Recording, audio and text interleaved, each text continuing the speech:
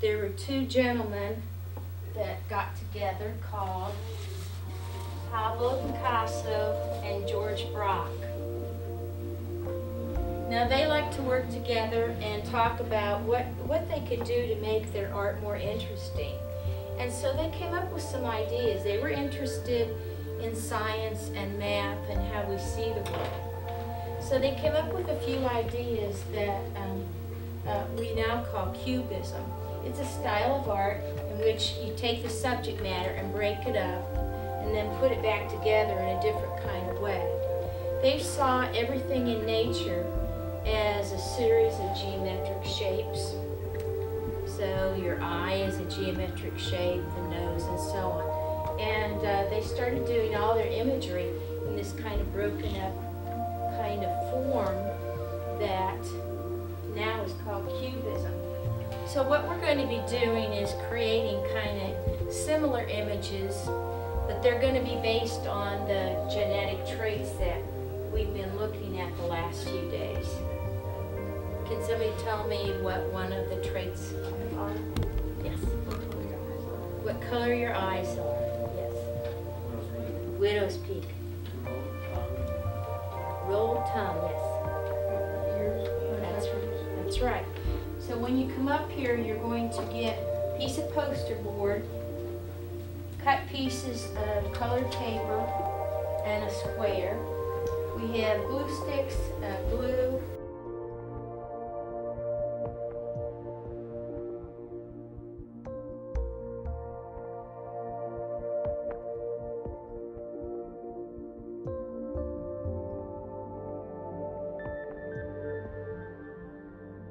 And students were able to take the information that they learned last year about dominant and recessive genes and then in a way to review it and to apply it to their lives in terms of what genes they had in their parents.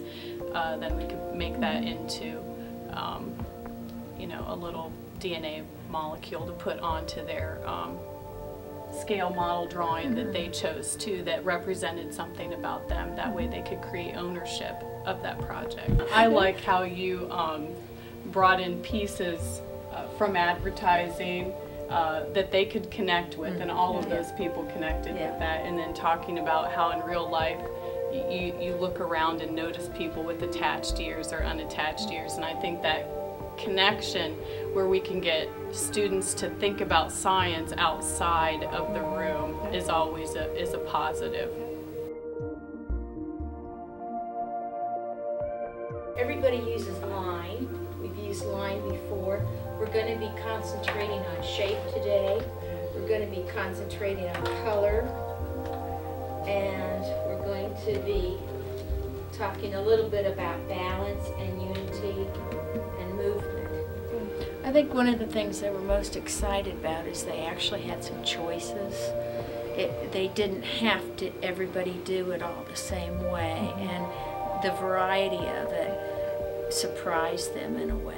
Oh, we can do this, or we can do that, or we can change this, and I think that makes it more personal to each student then.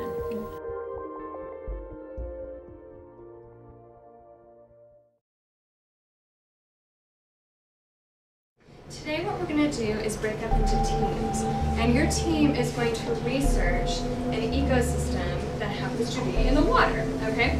We have a couple to choose from. The coral reef, raise your hand if you've heard of a coral reef. I hope all of you have, yes. Can you name one of the most famous coral reefs in the world? Great Barrier Reef, and where is the Great Barrier Reef station? Australia, good. All right, we have an estuary. Heard of an estuary? Okay, that makes a new one to you. What about a salt marsh? Heard of a salt marsh? Yeah, maybe? I don't know, right? Okay, and what about a mangrove forest? Heard of it. Heard of it, okay.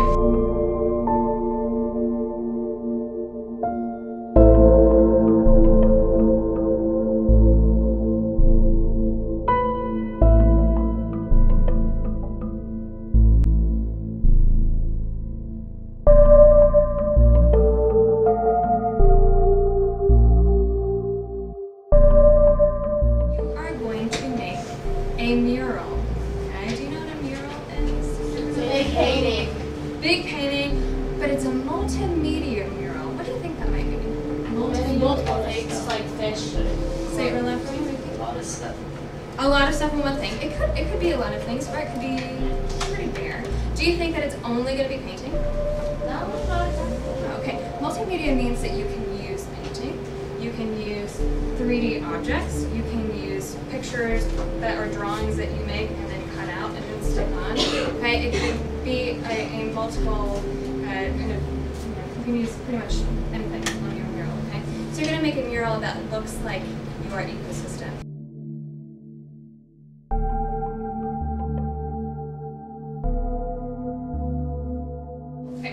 A wash is when you take your paper, yes, and you pick a color, and you take your brush, and maybe you dilute it a lot with water, right? This might take a little while to dry, so we're going to do this first.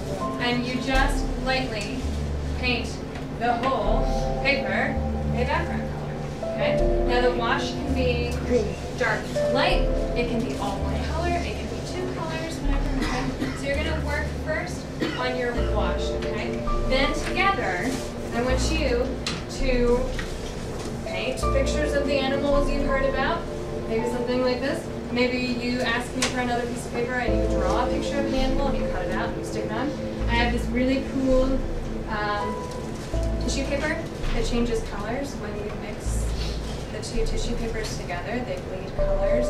Maybe you have anemone and you make 3D anemone or something like that, okay? So you can use anything up here.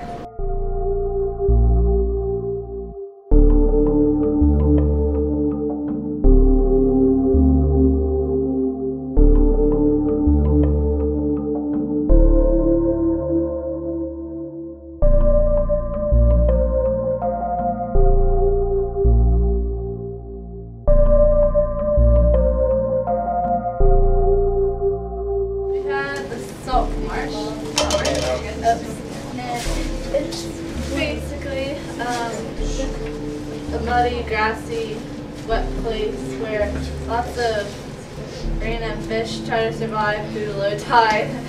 And there's lots of turtles and birdies and catfish. Very good. 1, 2, 3, 5, 8, 13, 21, 34, 55.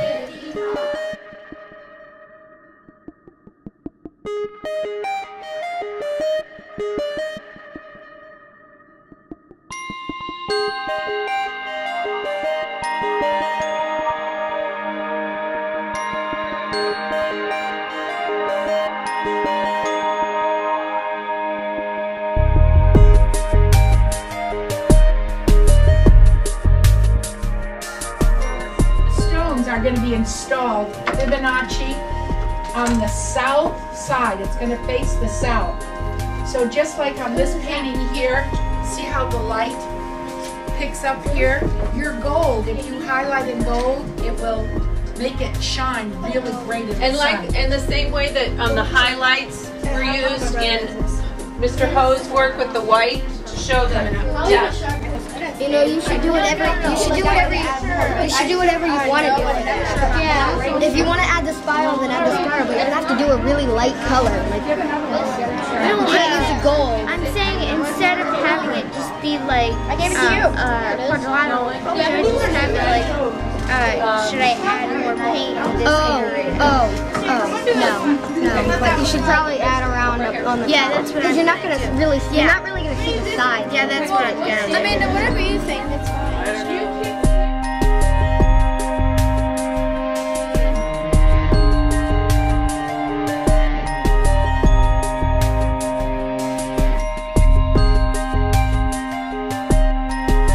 Do you realize how beautiful that is? Do you realize how intense that is? Do you realize how people are going to stop and look at your Fibonacci art? Go set it down in a place of honor. Okay. Yeah. Go for it. Go!